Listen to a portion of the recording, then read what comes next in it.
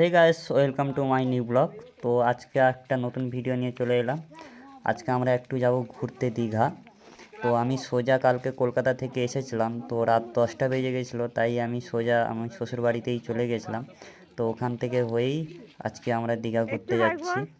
আর সঙ্গে আমার বাবা মাও আসার কথা ছিল, কিন্তু ওনারা আসতে পারেনি, কারণ ওনারা দিদির কাছে ঘুরতে গেছিলো কলকাতায়। দিদি থাকে সোনারপুরে আর আমি থাকি বেহালায়। আমার বাবা মাকে নিয়ে সঙ্গে ঘুরতে যাওয়ার কথা ছিল, কিন্তু ওনারা আসতে পারেননি। দিদি ওনাদেরকে আটকে দিয়েছে পরের দিন আসার জন্য। আমি আর সুমি কালকে 5:45 বাসে বসেছিলাম। তো এখানে রামনগর পৌঁছতে 10টা বেজে গেছিলো। তারপর আমরা সোজা শ্বশুর বাড়ি চলে আসি, ওখান থেকেই আমরা ঘুরতে যাচ্ছি। এখন আমি তোমাদের সঙ্গে পরিচয় করিয়ে দিচ্ছি। আমার দুপাশে দুজন শালি বসে আছে, আর আমার পাশে রতনদা বসে আছেন। উনি হচ্ছেন আমার ওয়াইফের বড় জেঠু, ওনার জামাই। আর ওনার কোলে বসে আছেন ওনার মেয়ে, যাকে আমরা আদর করে বলে ডাকি কটমা।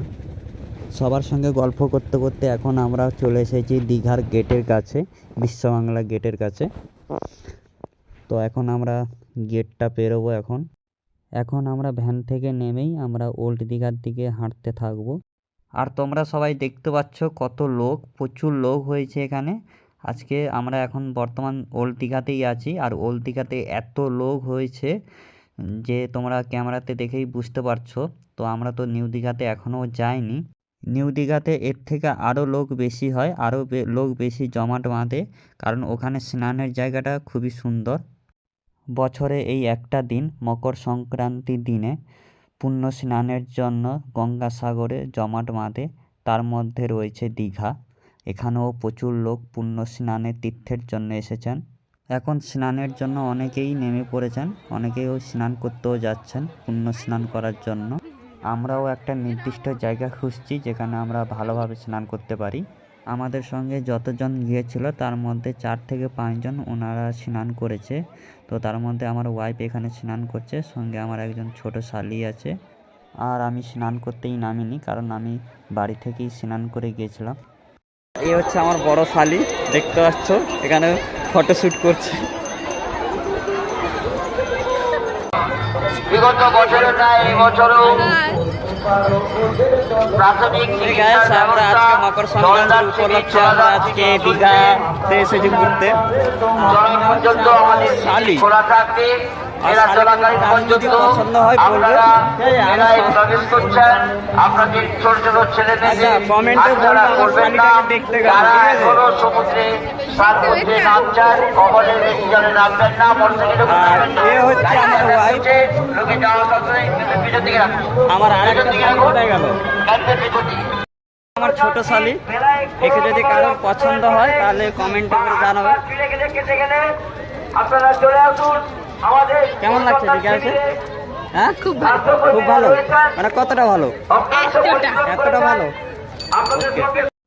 এখন আমরা যাচ্ছি মহানায়, যেখানে গঙ্গা পুজো হয়। তো ওখানে আমরা যাচ্ছি ঠাকুর দেখতে। আমার পিছনে যিনি বসে আছেন উনি হচ্ছেন পুতুলদি, আমার ওয়াইফের বড় জেঠুর ওনার মেয়ে, রতনদার ওয়াইফ, যিনি রামনগর কলেজের টিচার। তখন আমরা গঙ্গা পুজো দেখতে এসেছি মোহনায়। এটা হচ্ছে এর মেন গেট। তো আমি প্রায় 6-7 বছর পরে এখানে মোহনায় এলাম মেলা দেখতে। তো এটা হচ্ছে তার মেন গেট করেছে এটা।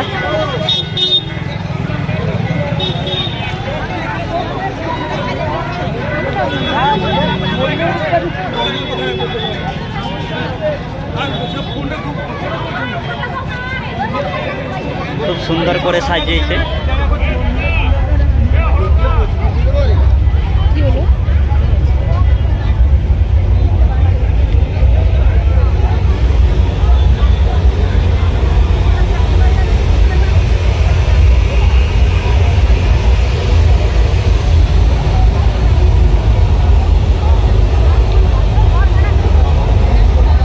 প্রোগ্রামের জন্য স্টেজ তৈরি হয়েছে, অনেক বড় একটা স্টেজ তৈরি হয়েছে।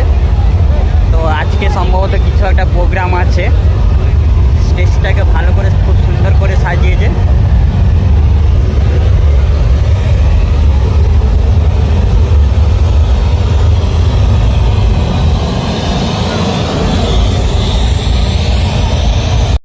এখানে গঙ্গাসাগরে পুজো মণ্ডপটা খুব ভালো করে সাজিয়েছে, খুব সুন্দর করে ডেকোরেশন খুবই ভালো করেছে। এরপরে আমরা এর মধ্যে প্রবেশ করব ঠাকুর দেখার জন্য।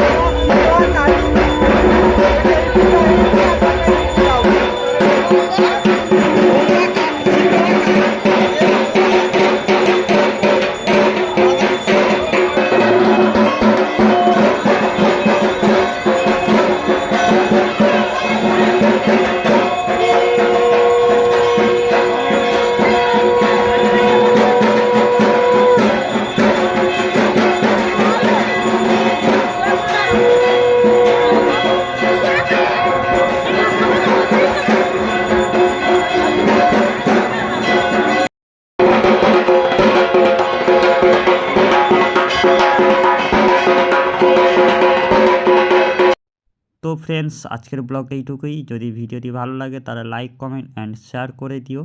আর আমাদের চ্যানেলে যদি আপনি নতুন হয়ে থাকেন তাহলে আমাদের চ্যানেলটিকে সাবস্ক্রাইব করে দিন, যাতে আরও নতুন নতুন ভিডিও আপনাদের সামনে তুলে ধরতে পারি।